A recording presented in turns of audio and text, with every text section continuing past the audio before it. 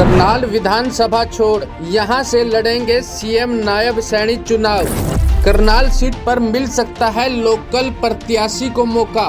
आपको बता दें कि इन दिनों सीएम नायब सैनी की विधानसभा सीट को लेकर काफी चर्चा हो रही है। करनाल विधानसभा से उपचुनाव में नायब सैनी ने अच्छे मार्जिन से जीत दर्ज की थी। इसके बावजूद भी सीएम सैनी यह सीट छोड़ किसी अन्य सीट से चुनाव लड़ना चाहते हैं। करनाल विधानसभा सीट पर पंजाबियों का जनाधार है। इस सीट पर सबसे ज्यादा पंजाबी वोट बैंक है, जो लगभग 64,000 के करीब है। वही सैनी समाज की वोटों की बात की जाए तो यह सिर्फ 6,000 के करीब है। अगर यहाँ से नायब सैनी चुनाव लड़ते हैं और कांग्रेस किसी पंजाबी को यहाँ से उतारती है तो नायब सैनी की मुश्किलें बढ़ सकती हैं। इसलिए नायब सैनी किसी सेफ सीट की तलाश में है। उनके लिए सबसे सेफ सीट कौन सी हो सकती है, आइए इस पर भी बात कर लेते हैं। नायब सैनी के लिए 3 सीट अभी चर्चा में है, जो नारायणगढ़, लाडवा और थानेसर है। नायब सैनी ने 2014 विधानसभा चुनाव नारायणगढ़ से लड़ा था, जो उनकी गृह सीट है, जहां से उन्होंने लगभग 24,000 वोटों के मार्जिन से जीत दर्ज की थी और वह हरियाणा सरकार में मंत्री भी बने थे।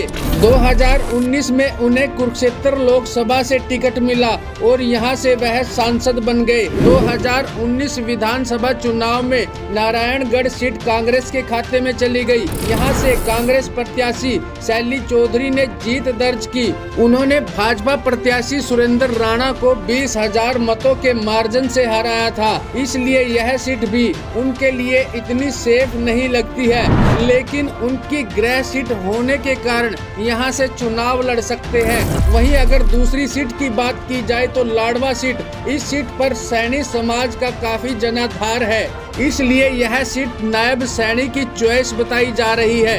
हालांकि यह सीट भी 2019 में कांग्रेस के खाते में गई थी। 2014 में भाजपा के पवन सैनी ने यहां से जीत दर्ज की थी।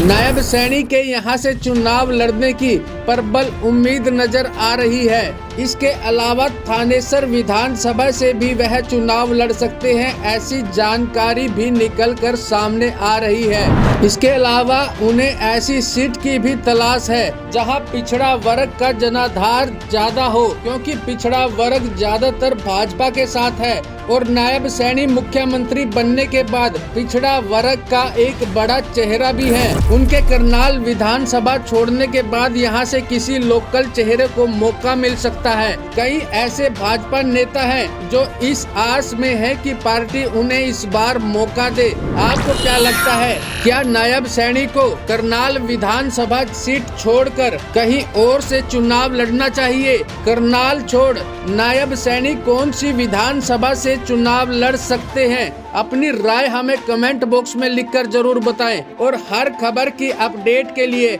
हमारे फेसबुक पेज ITV24 को फॉलो करें और YouTube चैनल को सब्सक्राइब करना ना भूलें। Bureau report ITV24।